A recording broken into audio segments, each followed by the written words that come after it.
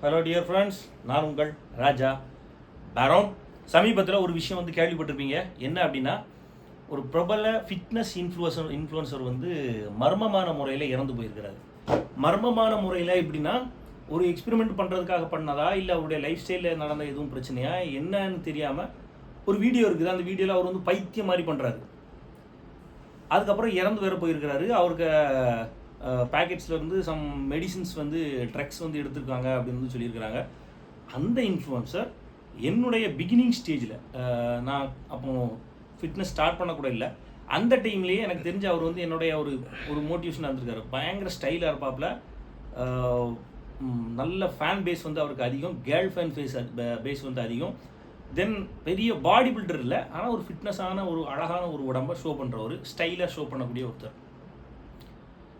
அவர் இன்னைக்கு இந்த கொடூரமான முறையில் இறந்து போயிருக்கிறாரு. யாரும் கொன்று இறக்கல, தன்னைத்தானே ஏதோ பண்ணிக்கிட்டு இறந்துருக்கிறாரு. பட் அதை பற்றி நம்ம பேச வேண்டிய முக்கியமான கட்டத்தில் இருக்கிறோம். அதை விட முக்கியமாக ஃபிட்னஸ் அப்படிங்கிறது எதுக்கு தேவை, யாருக்கு தேவை, தேவையா தேவையில்லையா அப்படிங்கிறத முதல்ல நம்ம தெரிஞ்சுக்கணும். என்னை பொறுத்தவரை எனக்கு தெரிஞ்ச விஷயத்தை தான் நான் ஷேர் பண்ணுவேன். ஃபஸ்ட்டு ஃபிட்னஸ் அப்படிங்கிறது எதுக்கு தேவைன்னா ஒன்றே ஒன்று தான். ஒரு ஹாப்பியான லைஃப் ஸ்டைலை வாழ்கிறதுக்கு இந்த ஃபிட்னஸ் அப்படிங்கிறது தேவை. எஸ், ஹாப்பியான லைஃப் ஸ்டைல் மீன்ஸ் எல்லாருக்குமே இயற்கையில் ஒரு அருமையான உடம்பு தான் கிடைக்குது, சில பேரை தவிர. ஏன்னா அவங்களுக்கு ஏதாவது பிறக்கும்போதே குறைபாடுகள் இருந்தால் அவங்கள தவிர மற்ற எல்லாருக்குமே ஒரு அருமையான உடம்பு தான் கிடைக்குது. அந்த அருமையான பாடியை நாம் பண்ணுற சில ஆக்டிவிட்டீஸ், தவறான ஆக்டிவிட்டீஸ், ஃபுட் மெத்தடாக இருக்கலாம், இல்லை நம்முடைய ஹேபிட்ஸாக இருக்கலாம், பழக்க வழக்கங்கள், தவறான பழக்க வழக்கங்கள், இது மூலமாக நாம் நம்ம உடம்பை கெடுத்துடுறோம்.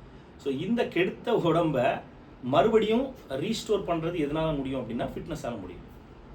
ஃபிட்னஸ் அப்படின்னா என்னென்னா, ஜிம்முக்கு போய் இருக்கக்கூடிய மிஷின்லலாம் போட்டு அடின்னு அடிக்கிறதும், ஹெவியாக வெயிட் தூக்குறதும், இல்லை இன்னைக்கு சொல்கிறது மாதிரி எத்தனையோ விதமான ஸ்பிளிட் ஒர்க் அவுட், அந்த ஒர்க் அவுட், இந்த ஒர்க் அவுட், எத்தனையோ விதமான ஒர்க் அவுட்ஸ் அண்டு கேலரி டெஃபிசிட்னு அது இதுன்னு பார்த்து சாப்பிட்றதான்னு கேட்டால் ஐ திங்க் செட் ஆகிறவங்களுக்கு ஓகே, எனக்கு அது சரியில்லை.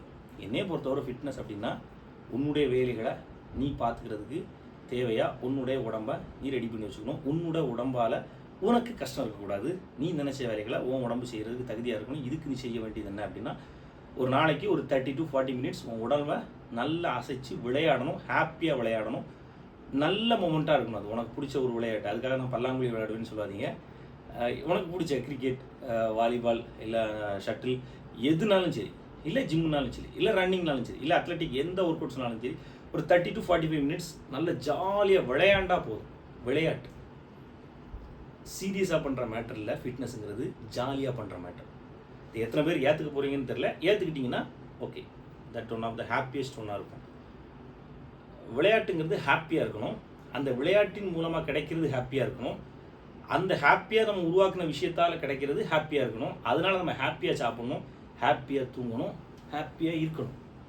சீரியஸ்லி ஏன் அப்படி நான் சொல்ல வரேன் இதுன்னா, இன்றைக்கி ஃபிட்னஸ் அப்படின்னு இருக்கிற நிறைய சகோதரர் காலையில் இத்தனை மணிக்கு எந்திக்கணும், நைட் இத்தனை மணிக்கு தூங்கணும் அப்படின்னு சொல்லிட்டு பண்ணுறாங்க. ஆனால் அதெல்லாம் கரெக்டாக நடக்குதான்னு கேட்டால் இல்லை.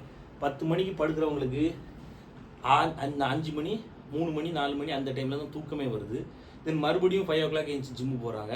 ஜிம்மு போகிற நிறைய சகோதரர்கள் யூஸ் பண்ணுற ட்ரக்ஸ் அண்ட் சப்ளிமெண்ட்ஸ், முக்கியமாக கெஃபைன் அதிகமாக கலக்கக்கூடிய ப்ரீ ஒர்க் அவுட்ஸ் அண்ட் இன்னும் ஏஎம்பி மாதிரி சில மெடிசின்ஸ் இருக்குது. இதை ஓப்பனாக சொல்லணும். ஏன்னா இதெல்லாம் நாங்கள்லாம் யூஸ் பண்ணி பாதிக்கப்பட்டவர்கள்.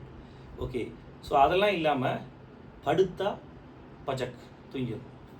எவ்வாறு ஹாப்பியாக போய் படுத்தனா என்னெல்லாம் நீங்கள் எண்ணி பார்த்தீங்கன்னா கரெக்டாக எண்ணலாம். ஒரு 20 கவுண்ட் எண்ணிங்கன்னா நான் தூங்கிடுவேன்.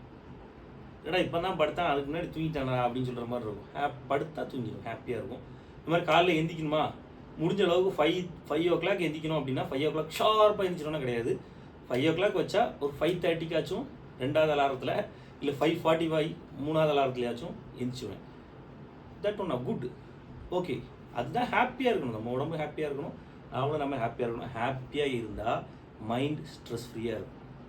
அந்த ஸ்ட்ரெஸ் ஃப்ரீயாக இல்லை அப்படின்னா நாம் நிறைய சிக்கல்களில் சிக்கிக்குவோம். நான் சிக்கின சில சிக்கல்கள் முதற்கொண்டு.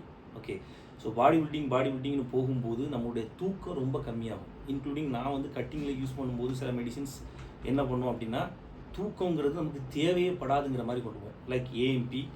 இன்றைக்கி நிறைய பேர் டெர்மின் யூஸ் பண்ணுறாங்க, அதுக்கும் மேலேன்னு சொல்லுவாங்க. தயவு செஞ்சு அது வந்து பவர் கொடுக்கணும். சேம் அதே மாதிரி தான் ப்ரீ ஒர்க் அவுட் சப்ளிமெண்ட்ஸ். இது வந்து நமக்கு வந்து அந்த டைமில் பூஸ்ட் கொடுக்கும், நமக்கு வந்து பவர் கொடுக்கும், நமக்கு வந்து ஆக்டிவ்னஸ் கொடுக்கும். அப்படிங்கிறதுக்காக நம்ம கண்டினியூ பண்ணுறது என்ன ஆகும் அப்படின்னா, கண்டினியூ பண்ண அது இல்லைன்னா முடியாதுங்கிற லெவலுக்கு போகும். அது பண்ணிக்கிட்டே இருக்கும்போது அது நமக்குள்ளே உருவாக்குற சில க்ரூரலிட்டிஸ் நம்மளுடைய மைண்ட் தாட்டையே மொத்தமாக மாற்றிடும். நமக்குன்னு ஒரு ஹேபிட்ஸ் இருக்கும்ல, ராஜா பேரோன்னா இப்படி தான்ப்பா நல்ல இப்படி, அந்த ஹேபிட்டையே மாற்றும். இன்னொன்று, நீ விக்னேஷ்னா அந்த பையன் இப்படி தான் அப்படின்னு நினைக்கிறல, அவனுடைய ஹேபிட்ஸையே மாற்றிடும். இவன் இதே இல்லை வேற ஒரு கேரக்டருக்கு உன்னை கொண்டு போய் விட்டுரும். எதெல்லாம் நம்ப மாட்டியோ அதெல்லாம் உன்னை நம்ப வைக்கும், எதெல்லாம் நம்புனியோ அதெல்லாம் உன்னை நம்ப வைக்காது, யாரெல்லாம் மதிச்சியோ அவங்களாம் மதிக்க வைக்காது, யாரெல்லாம் மதிக்கலையோ அவங்களாம் சொல்கிறதுக்கு ஒரு லூசுத்தனமாக இருக்குது இல்லை. ஆனால் அப்படிப்பட்ட லூசுத்தனத்தை தான் இதெல்லாம் உருவாக்கும். ஸோ தயவு செஞ்சு இந்த விஷயத்துக்கு போகாதீங்க. உடம்பை மேக் பண்ணுறது அந்தந்த வயசுக்கு எப்போ உங்களுக்கு முடிஞ்ச அளவுக்கு புஷ் பண்ணுங்கள். இல்லை உடம்பு ஒன்று அழகாக ஸ்ட்ரக்சராக மாற்றணுமா, முடிஞ்ச அளவுக்கு ஒரு ஃபுட் ஹேபிட்ஸை ஃபாலோ பண்ணுங்கள். அதை தான் அப்படியே கரெக்டாக ஃபாலோ பண்ணுமா இல்லை. என்னையை பொறுத்தவரை ஃபிட்னஸ்ங்கிறது நல்லா சாப்பிட்றது தான். என் உடம்பு கிட்டத்தட்ட ஃபிட்டாக இருந்துச்சு, ஃபேட் ஃப்ரீயாக அதிகமாக ஃபேட் இல்லாமல் இருந்துச்சுன்னா நான் ஃபேட் எடுத்துப்பேன். நான் ஸ்நாக்ஸ் இல்லாமல் ஃபுட் எடுக்கிறதே இல்லை, டெய்லி ஸ்நாக்ஸ் எடுப்பேன் அதுக்காக. ஆனால் என் உடம்பு நல்ல ஒர்க் அவுட் பண்ணுறதால அந்த ஃபேட் தங்காமல் பார்த்துக்கிறேன், ரைட்.